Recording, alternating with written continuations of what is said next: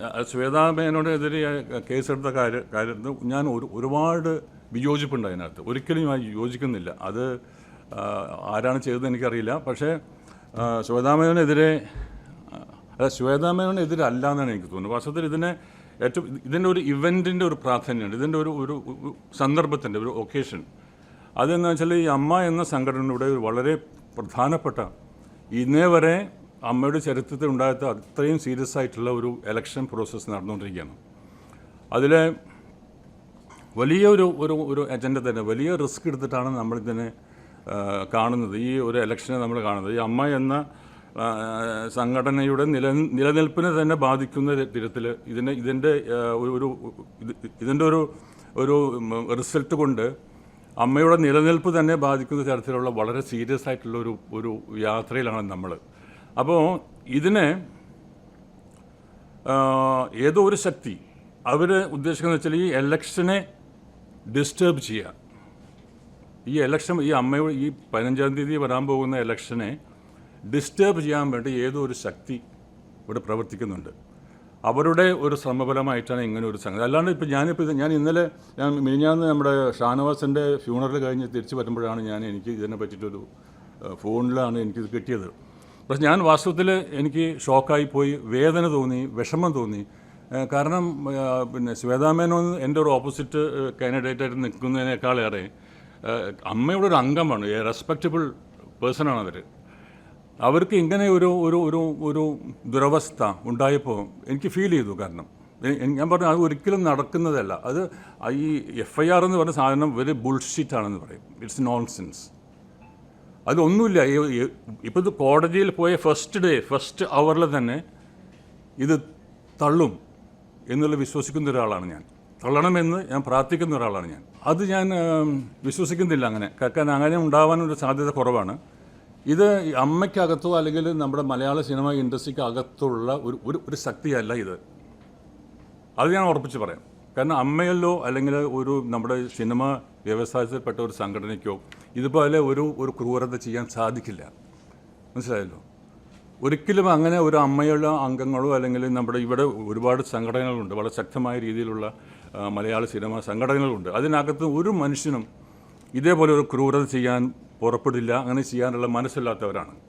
ഞാൻ പറഞ്ഞല്ലോ, ഇതിനെ അമ്മ എന്ന സംഘടനയെ തകർക്കണമെന്ന് കുറച്ച് കാലങ്ങളായി ശ്രമിച്ചുകൊണ്ടിരിക്കുന്ന ഏതോ ഒരു ശക്തി, എനിക്ക് ശക്തി ഏതാണെന്ന് അറിയില്ല കേട്ടോ, പക്ഷേ ദർ ഇസ് എ ഫോഴ്സ്. അപ്പോൾ ആ ശക്തി പറയുന്നത് ഇപ്പോൾ ഈ ഏറ്റവും ബെസ്റ്റ് ആദ്യം അവർക്ക് ചെയ്യാനുള്ളത് ഈ എലക്ഷനെ ഡിസ്റ്റർബ് ചെയ്താൽ അത് വലിയൊരു ഇമ്പാക്റ്റ് ഉണ്ടാക്കും അമ്മയെ സംബന്ധിച്ചിടത്തോളം. എനിക്കങ്ങനെ സംശയിക്കാൻ പറ്റില്ല. കാരണം ഞാനിതിൻ്റെ അകത്തുള്ള ഒരാളാണ്.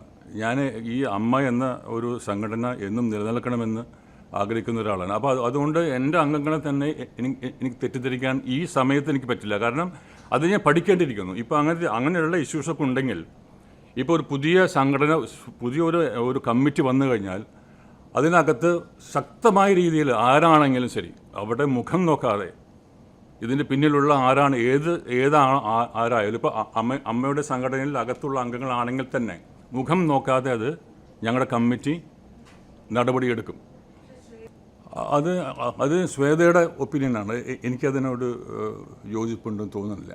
അത് ശ്വേത മേനോൻ്റെ ഒരു അഭിപ്രായമായിരിക്കും. എനിക്കത് ശരിയാണോ തെറ്റാണോ എന്ന് പറയാനുള്ള ഒരു നിവൃത്തി ഇപ്പോൾ ഇല്ല എനിക്ക്. തീർച്ചയായിട്ടും നല്ലൊരു ചോദ്യം തന്നെയാണ്. അത് വാസ്തവത്തിൽ ഇതിനെ അത് എന്തുകൊണ്ടാണ് ഇതുവരെ നടപടി എടുക്കാത്തത് എന്ന് എൻ്റെ ഉള്ളിലൊരു ചോദ്യം തന്നെയാണത്. എൻ്റെ ഉള്ളിൽ ഉയർന്നു വരുന്ന ഒരു ചോദ്യം തന്നെയാണ് ഇപ്പോൾ അങ്ങനോട് ചോദിച്ചത്. എന്തുകൊണ്ടാണ് ഇതേവരേക്ക് അങ്ങനെ ഒരു സംഭവം നടന്നിട്ടുണ്ടായിരുന്നെങ്കിൽ, അതും 2018 നടന്നൊരു സംഭവമാണ്.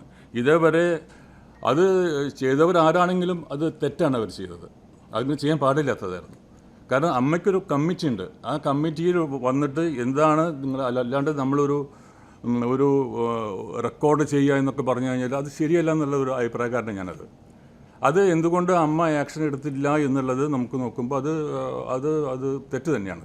ഇല്ല എനിക്ക് തോന്നുന്നില്ല. കാരണം എന്ന് വെച്ചാൽ അതിപ്പോൾ നമ്മളൊക്കെ കൂടിയിട്ട് ഇപ്പോൾ സപ്പോസ് ഒരു പുതിയൊരു കമ്മിറ്റി വരികയാണെങ്കിൽ ഞങ്ങൾ വെച്ചാൽ ഞാൻ ഒറ്റയ്ക്കാണ്. ഞാനൊരു ഒരു പ്രസിഡന്റ് സ്ഥാനത്തേക്ക് മത്സരിക്കുന്ന ഒരു സ്ഥാനാർത്ഥി എന്ന നിലയ്ക്ക് ഞാൻ കുറേ സ്റ്റഡി ചെയ്തു. ഇതിന് ശേഷം എനിക്കറിയാം, ഞാൻ ഒരു അംഗമെന്ന നിലയ്ക്ക് ഒരുപാട്, ഞാൻ 2-3 തവണ ഒരു ടേംസിലൊക്കെ ഞാൻ എക്സിക്യൂട്ടീവ് കമ്മിറ്റിയിലൊക്കെ ഉണ്ടായിരുന്നു. അപ്പോഴൊക്കെ ഞാൻ അമ്മയുടെ ഈ അകലെയാണെങ്കിലും ഞാൻ കൂടുതലും തമിഴും തെലുങ്കും പടങ്ങളൊക്കെ ചെയ്തുകൊണ്ടിരിക്കുന്ന ആളായതുകൊണ്ട് എനിക്ക് വളരെ ക്ലോസ് ആയിട്ടുള്ള ഒരു അസോസിയേഷൻ അന്നൊന്നും എനിക്ക് അമ്മയിലുണ്ടായിരുന്നില്ല. അപ്പോഴൊക്കെ ഞാൻ നടക്കുന്ന കുറേ കാര്യങ്ങൾ എനിക്ക് അറിയാമായിരുന്നു. കുറേ പ്രശ്നങ്ങളുണ്ട്. അമ്മ പ്രശ്നങ്ങളില്ലാത്തൊരു ഓർഗനൈസേഷനല്ല, ഒരുപാട് പ്രശ്നങ്ങളുണ്ടെന്ന് ഞാൻ വിശ്വസിക്കുന്നുണ്ട്. പക്ഷേ അതൊന്നും മാരകമായ പ്രശ്നങ്ങളല്ല, മാരകമായ പ്രശ്നങ്ങൾ അതിനകത്തില്ല. അത് അമ്മ എന്ന സംഘടനയിൽ അമ്മയ്ക്ക് എതിരല്ല, അതൊന്നും അമ്മയ്ക്കെതിരല്ല. ഈ അംഗങ്ങൾ തമ്മിലുള്ള പേഴ്സണാലിറ്റി കോൺഫ്ലിക്റ്റാണത്. ഈഗോ കോംപ്ലക്സ് ആയിരിക്കാം. ഒരു സെൻസിറ്റീവാണ് എല്ലാവരും. ആർട്ടിസ്റ്റുകൾ മുഴുവനും, കലാകാരന്മാരും കലാകാരികളും വളരെ സെൻസിറ്റീവാണ്. അപ്പോൾ അവർക്ക് പറ്റുന്നതെന്ന് വെച്ചാൽ ചില കാര്യങ്ങൾ അവരിങ്ങനെ പെട്ടെന്ന് ഇതാവും, ഒരു തരം സെൻസിറ്റീവായിട്ട് മാറുകയും അതിൻ്റെ പേരിലുള്ള ചില ഈ അലക്കുകളാണ് കാണുന്നത്. ഈ അലക്കൽ ചിങ് ആ അലക്ക് വരുന്നുണ്ട്. തെറ്റാണത്. ഞാനത് യോജിക്കുന്നു. അതിൻ്റെ കാര്യത്തിൽ ആ ചോദ്യത്തോട് യോജിക്കുന്നു. അത് അവർ ചെയ്തത് ശരിയല്ലത്. അവർക്ക് ചെയ്യാവുന്നത്, അമ്മ എന്നൊരു ഓർഗനൈസേഷനുണ്ട്, ആ ഓർഗനൈസേഷനിൽ ഒരു കമ്മിറ്റി ഉണ്ട്. ആ കമ്മിറ്റിയിൽ കൊണ്ടുവന്നിട്ട് ഇതിനെപ്പറ്റി, ഇപ്പോൾ സപ്പോസ് ഞാൻ ജയിക്കുകയാണെങ്കിൽ ഞാൻ ആ സ്ഥാനത്ത് വരികയാണെങ്കിൽ ഇതിനെല്ലാത്തിനും ഒരു പരിഹാരം ഞാൻ കാണും. ഞാൻ അക്രോസ് ദ ടേബിൾ ഇവർ ഈ പരസ്പരം അടികൂടുന്ന എല്ലാ അംഗങ്ങളെയും വിളിച്ചു വരുത്തി അവർ അക്രോസ് ദ ടേബിൾ ഇരുന്നുകൊണ്ട് അവരുടെ പരാതി എന്താണ്, അവരുടെ വേദന എന്താണ് എന്ന് മനസ്സിലാക്കി ഒരു സൊല്യൂഷൻ ഉണ്ടാക്കാവുന്നതുള്ളൂ. അല്ലാതെ ഇത് ഒരു സൊല്യൂഷൻ ഉണ്ടാക്കാൻ പറ്റാത്ത ഒരു പ്രശ്നവും ഇന്ന് അമ്മയിൽ നിലനിൽക്കുന്നില്ല. നല്ലത് സംഭവിക്കുള്ളൂ. അംഗങ്ങൾക്ക് ഒരു കോട്ടവും ഇല്ലാത്ത രീതിയിൽ, അമ്മയുടെ ഇമേജിന് ഒരു കോട്ടവും ബാധിക്കാത്ത രീതിയിലുള്ള ഒരു നല്ല കാര്യങ്ങൾ മാത്രമേ സംഭവിക്കുള്ളൂ. അത് എൻ്റെ ഒരു പ്രതീക്ഷ മാത്രമല്ല, എൻ്റെ ഒരു വാഗ്ദാനം തന്നെയാണ്. ഇല്ല, ഞാൻ പറഞ്ഞ അമ്മ ഒരു കലാകാരികളോട് ഒരു സംഘടനയാണ്. എല്ലാവരും സമ്മതിക്കുമല്ലോ. കലാകാരന്മാർ എങ്ങനെ ഉണ്ടാകുന്നത്? പ്രേക്ഷകരുടെ കയ്യടി കൊണ്ട് മാത്രമാണ് കലാകാരന്മാർ ഉണ്ടാകുന്നത്. മാധ്യമങ്ങളുടെ സപ്പോർട്ട് കൊണ്ട് മാത്രമേ കലാകാരം ഉണ്ടാവുന്നുള്ളൂ. അതായത് പ്രേക്ഷകരിലേക്ക് ഞങ്ങൾ എത്തിക്കുന്നത് മാധ്യമങ്ങളാണ്. അപ്പോൾ ഞങ്ങൾ പറയുകയാണ്, ഇത് ഞങ്ങളുടെ കാര്യമാണ്, ഇത് ഇൻറ്റേർണൽ പ്രോബ്ലമാണ് അമ്മയോട് പറയുന്നതിൽ അർത്ഥമില്ല. ഞങ്ങൾക്കൊരു ബാധ്യതയുണ്ട്. ഞങ്ങളുടെ പ്രശ്നങ്ങളിൽ ജനങ്ങളിലേക്ക് എത്തിക്കാനുള്ള ഒരു മാധ്യമമാണ് നിങ്ങൾ. അപ്പോൾ അല്ലാതെ 506 പേരുടെ പ്രശ്നമല്ല. എന്തിനാണ് മാധ്യമങ്ങൾ ഇടപെടുന്നത്, എന്തിനാണ് പ്രേക്ഷകർ ഇതിനെപ്പറ്റി ഇടപെടുന്നത്? അത് ശരിയല്ല. ഞങ്ങൾ ഇന്ന് ഇവിടെ ഞാനിപ്പോൾ നിങ്ങളുടെ മുമ്പിൽ ഇരിക്കുന്നത് നിങ്ങൾ എനിക്ക് തന്ന സപ്പോർട്ട് കൊണ്ടാണ്, അല്ലെങ്കിൽ പ്രേക്ഷകർ എനിക്ക് തന്ന സപ്പോർട്ട് കൊണ്ടാണ് ആസ് എൻ ആർട്ടിസ്റ്റ്. അപ്പോൾ എനിക്ക് നിങ്ങളൊന്നും ഒരു പ്രശ്നമില്ല. ഞങ്ങൾ അമ്മയുടെ കാര്യം ഞങ്ങൾ ഇൻറ്റേർണൽ ഇതാണെന്ന് വിചാരിച്ചിട്ട് മാറി നിൽക്കാൻ അത് തെറ്റാണ്. അത് അറിയിച്ചേ പറ്റൂ. അറിയിച്ചില്ലെങ്കിൽ അത് കുറ്റമാണ്. അപ്പോഴാണ് തെറ്റിദ്ധാരണകൾ എങ്ങനെ വരുന്നത്? തെറ്റിദ്ധാരണകളാണ് ഏറ്റവും മാക്സിമം അമ്മ ഇന്ന് നേരിടുന്ന ഏറ്റവും വലിയ പ്രശ്നം. തെറ്റിദ്ധാരണകളാണ്. അമ്മ ഒരുപാട്, ഞാൻ നേരത്തെ തന്നെ സൂചിപ്പിച്ച പോലെ തന്നെ ഒരുപാട് നല്ല കാര്യങ്ങൾ ചെയ്യുന്നുണ്ട് അമ്മ. അമ്മയ്ക്ക് അങ്ങനെ ഇപ്പോൾ അന്ന് വന്നപ്പോൾ ഞാൻ ചില ചോദ്യങ്ങൾ ചോദിച്ചു. രാഷ്ട്രീയം ഉണ്ടോ, അല്ലെങ്കിൽ ഓരോരുത്തരും നിങ്ങൾ ഇതിനകത്ത് രാഷ്ട്രീയവൽക്കരിക്കാൻ പോവുകയാണോ? ആരോ എന്നോട് ചോദിച്ചു കാവ്യവൽക്കരിക്കാൻ പോവുകയാണ്. ഒന്നുമില്ല, അങ്ങനെ ഒരു പരിപാടിയേ ഇല്ല. അങ്ങനെ ഉണ്ടെങ്കിൽ ഞാൻ മാത്രമല്ലല്ലോ ഈ രാഷ്ട്രീയക്കാരൻ. മമ്മൂട്ടി രാഷ്ട്രീയക്കാരനല്ലേ? CPM-ൻ്റെ ആളല്ലേ? മുകേഷ് രാഷ്ട്രീയക്കാരനല്ലേ? CPM-ൻ്റെ ആളല്ലേ? മറ്റേ ജഗദീശ് രാഷ്ട്രീയക്കാരനല്ലേ? കോൺഗ്രസിൻ്റെ ആളല്ലേ? ഇങ്ങനെ ഒന്നും വേർതിരിവ് ഞങ്ങളുടെ അമ്മയിലില്ല, ഇതേവരെ ഉണ്ടായിട്ടില്ല. അത് വേറെ രാഷ്ട്രീയം എന്നുള്ളത് പുറത്തുള്ള സംഭവങ്ങളാണ്. ഇതിനകത്ത് ഈ കക്ഷി രാഷ്ട്രീയത്തിനെ പറ്റിയോ കളർ ഓഫ് ദി രാഷ്ട്രീയത്തിനെ പറ്റിയോ ഒന്നും ഞങ്ങൾ ഇതുവരെ ചിന്തിച്ചിട്ടില്ല. അങ്ങനെ ഒരു വേർതിരിവ് ഉണ്ടായിട്ടില്ല. അപ്പോൾ ഇത് ഞങ്ങളുടെ ഇത് ഒരു റെസ്പോൺസിബിലിറ്റി ഉണ്ട്. നമുക്കൊരു സൊസൈറ്റിയുടെ ഒരു റെസ്പോൺസിബിലിറ്റി ഉണ്ട്, ഒരു കലാകാരൻ. കാരണം അവരുടെ പൈസ കൊണ്ടാണ് ഞങ്ങൾ ജീവിക്കുന്നത്, പ്രേക്ഷകരുടെ പൈസ കൊണ്ടാണ്.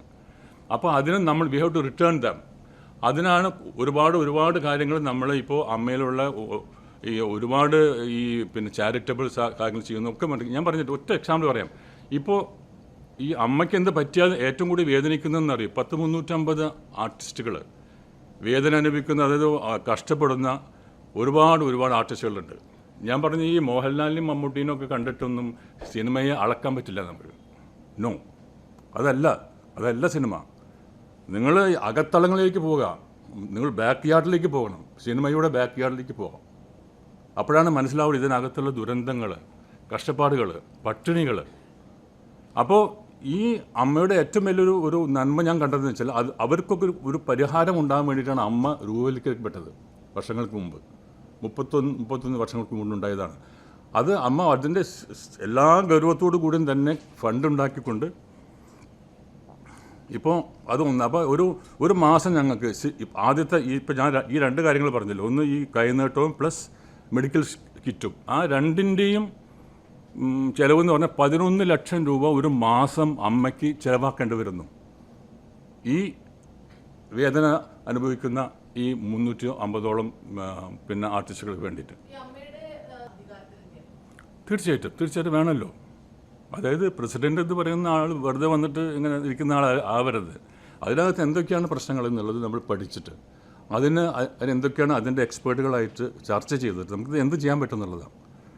കാരണം ഇതൊരു കോമൺ കോസാണ്. ഇതിനകത്ത് ഞാൻ പറഞ്ഞല്ലോ, ഈ മമ്മൂട്ടിയോ മോഹൻലാലോ അല്ലെങ്കിൽ സുരേഷ് ഗോപിയോ അല്ലെങ്കിൽ പൃഥ്വിരാജോ ദിലീപോ ഒന്നും ഒരു പൈസ പോലും വാങ്ങാതെയാണ് ഈ ഫണ്ട് ഉണ്ടാക്കുന്നത്. മനസ്സിലായില്ലേ? ഇപ്പോൾ ഒരു ഷോ നടത്തുന്നു, ഒരു ചാനൽ ഷോ, ഒരു TV ഷോ നടത്തുന്ന സമയത്ത് ഞാൻ പറഞ്ഞാൽ ഒരു ദിവസം കോടിക്കണക്കിന് ഒരു ദിവസത്തെ ഇവരുടെ വരവെന്ന് പറഞ്ഞാൽ കോടിക്കണക്കിന് രൂപയുടെയാണ്. ഇത് വേണ്ട എന്ന് വെച്ചിട്ടാണ് അവർ 10-15 ദിവസങ്ങൾ ഈ അമ്മയ്ക്ക് വേണ്ടി, അമ്മയുടെ ഷോവിന് വേണ്ടിയിട്ട് റിഹേഴ്സലിന് വരുന്നത്. അപ്പോൾ ഇനി എന്താണെന്ന് വെച്ചാൽ, ഇനിയിപ്പോൾ എൻ്റെ ഒരു മനസ്സിലുള്ളതെന്ന് വെച്ചാൽ, ഈ ഫണ്ട് ഇനി ഭാവിയിൽ ഫണ്ട് വലിയ പ്രശ്നമാവും. കാരണം ഇപ്പോൾ TV ചാനൽസിനൊന്നും അങ്ങനെ ഒരു ഷോ നടത്താൻ താല്പര്യമില്ല, അതിനുള്ള മാർക്കറ്റ് ഇല്ല എന്നവർ പറയുന്നു, അതിനുള്ള ബെനിഫിറ്റ് ഇല്ല എന്ന് പറയുന്നു. ഇനിയിപ്പോൾ നമ്മൾ വേറൊരു രൂപത്തിൽ ഫണ്ട് കണ്ടെത്തേണ്ടിയിരിക്കുന്നു. അതാണ് ഇപ്പോൾ സപ്പോസ് ഞാൻ ഈശ്വരാനുഗ്രഹം കൊണ്ട് ഞാൻ ഇതിൻ്റെ അധ്യക്ഷനായാൽ ഞാൻ ആദ്യമായിട്ട് ചിന്തിക്കുന്നത് എങ്ങനെ നമുക്ക് ഫണ്ട് ഉണ്ടാക്കാൻ പറ്റുന്നത്. നമ്പർ 1 അജണ്ട അതായിരിക്കണം. കാരണം ഫണ്ടില്ലെങ്കിൽ നമുക്കൊന്നും ചെയ്യാൻ പറ്റില്ല. അപ്പോൾ അതിനെന്താണെന്ന് വെച്ചാൽ ഞാൻ ഒരുപാട് കാര്യങ്ങൾ എൻ്റെ ഉള്ളിലുണ്ട്. തമ്മിൽ എങ്ങനെയാണ് നമുക്ക് ഈ ഫണ്ട് രൂപീകരിക്കാൻ എന്നുള്ളത്. ഇത്രയായിട്ടും ഇതൊരു ചാരിറ്റബിൾ ഓർഗനൈസേഷനാണ്. അപ്പോൾ നമുക്ക് ഈ ഇൻകം ടാക്സിൻ്റെ 80G പ്രകാരമുള്ള സംഗതിയുണ്ട്, ഒരു ലൈസൻസ് ഉണ്ട്. പക്ഷെ അത് അമ്മയ്ക്കതില്ല. എന്തുകൊണ്ടാണ് ഇല്ല ഇതേവരെ? അപ്പോൾ അതിനൊക്കെ ആൾക്കാർ ശ്രമിച്ചിട്ടില്ല എന്നുള്ളതാണ്.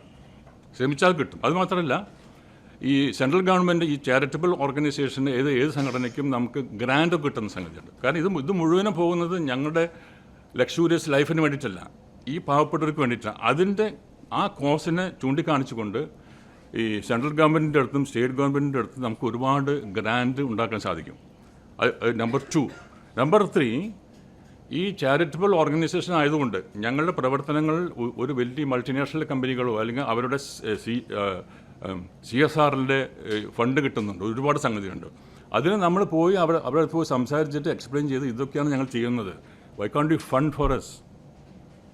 അങ്ങനെ ഒരുപാട് ഓപ്പണിങ്സ് ഉണ്ട്. ആ ഓപ്പണിങ്സ് ഒന്നും ഇതുവരെ ഓപ്പൺ ചെയ്യാതിരിക്കുന്നുണ്ട്. അത് വലിയൊരു ഒരു ഡ്രോബാക്കാണ് അമ്മയെ സംബന്ധിച്ചിടത്തോളം. ഈ ഷോ മാത്രമല്ല ഇതിൻ്റെ ഒരു വേ. അപ്പോൾ ആ എല്ലാ ഗേറ്റുകളും തുറന്നുകൊണ്ട് എങ്ങനെ നമുക്ക് ഫണ്ട് ഉണ്ടാക്കാൻ പറ്റും. കാരണം ഇപ്പോൾ നമുക്ക് 8 കോടി ഒക്കെ ബാക്കിയുള്ളൂ. അത് ഇപ്പോൾ ഒരു 6-7 മാസം കൊണ്ട് അത് കണ്ട് തീരും. മനസ്സിലായല്ലോ? പിന്നെ എന്ത് ചെയ്യും എന്നുള്ളതാണ്. അപ്പോൾ ഞാൻ ഏറ്റെടുക്കാൻ ഞാൻ എന്ന് പറഞ്ഞാൽ ഇപ്പോൾ അടുത്ത ഒരു പ്രസിഡൻറ്റ് ഏറ്റെടുക്കാൻ പോകുന്നത് വലിയൊരു ഭാരമാണിത്. ഈ ചെറിയൊരു ഭാരമല്ല. അതുമാത്രമല്ല, നമുക്ക് ഇപ്പോൾ GSTയുടെ ഒരു നോട്ടീസ് വന്നിട്ടുണ്ട്. അതൊക്കെ കാരണം അപ്പോൾ GSTയുടെ നോട്ടീസ് വരാൻ കാരണം ഇത് പ്രോപ്പറായിട്ട് റെപ്രസെൻറ്റേഷൻസ് പോയിട്ടില്ല. അതായത് GST ഞങ്ങൾക്ക് അപ്ലിക്കബിൾ അല്ല എന്നുള്ള ഒരു കോസ് വെച്ചിട്ട്, ഒരു ലീഗൽ കോസ് വെച്ചിട്ട് GST അതോറിറ്റീസിന് പോയി കണ്ട് ഇത് മാറ്റിയെടുക്കാൻ സാധിക്കും. കാരണം ഞങ്ങളുടെ അക്കൗണ്ട്സ് പരിശോധിച്ചാൽ ഇത് ഏതാണ്ട് ഒരു 99% of fund goes to these people.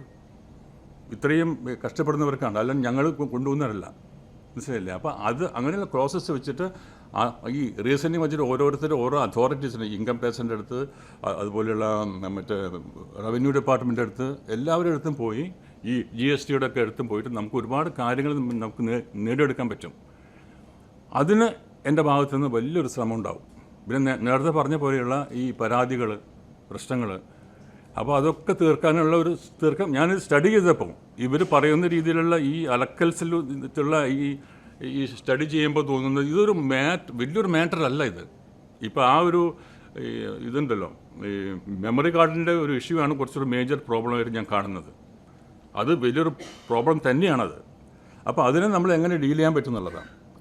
അതിനെ കൂടുതൽ എനിക്കറിയില്ല, അതിൻ്റെ ഡീറ്റെയിൽസ് അറിയില്ല. അങ്ങനെയൊന്നും ഉണ്ടെങ്കിൽ ഈ കമ്മിറ്റി വന്ന് ശക്തമായ രീതിയിൽ അതിനെപ്പറ്റി അന്വേഷിച്ചിട്ട് ആരാണ് ഇതിൻ്റെ കുറ്റവാളികൾ, എന്തൊക്കെയാണ് ഇവിടെ പ്രശ്നങ്ങൾ, അതൊക്കെ നമ്മൾ അന്വേഷിച്ചിട്ട് മുഖം നോക്കാതെ നമ്മൾ, അതായത് സംഘടനയ്ക്കുള്ളിൽ നടന്ന സംഭവമാണുള്ളത്. സംഘടനയ്ക്കുള്ളിലാണ് നടന്നത്. ഈ സംഘടനയിലുള്ള ആൾക്കാരെ ഇനിയാളിത് റെക്കോർഡ് ചെയ്തൊക്കെ പറയുന്നത്. അപ്പോൾ അത് സംഘടനയുടെ ഒരു ഇന്ത്യയുടെ പ്രോബ്ലമാണത്. അത് പുറത്തേക്ക് പോകേണ്ട ആവശ്യമില്ല. തീർച്ചയായിട്ടും ഞാൻ പറഞ്ഞ ആ ഒരു ഗൗരവത്തോടു കൂടി തന്നെയാണ് ഞാനതിനെ കാണുന്നത്. അത് പറഞ്ഞാൽ നമ്മുടെ കമ്മിറ്റി വരുമ്പോൾ കമ്മിറ്റിയിൽ വെച്ചിട്ട് ഒരു സൊല്യൂഷൻ കണ്ടെത്താൻ ശ്രമിക്കും. ഒരു വിചാരണ ഉണ്ടാവും. ഒരു വിചാരണ എന്ന് പറയും, ഇൻറ്റേർണൽ വിചാരണ ഉണ്ടാവും. തീർച്ചയായിട്ടും ഉണ്ടാവും.